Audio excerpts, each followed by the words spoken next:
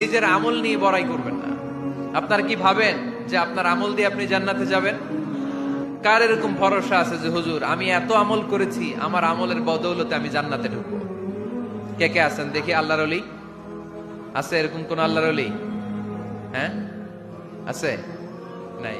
আল্লাহর হাবিব বললেন, আল্লাহর রহমত ছাড়া, ভালোবাসা ছাড়া কেউ কোনোদিন জান্নাতে ঢুকতে পারবে?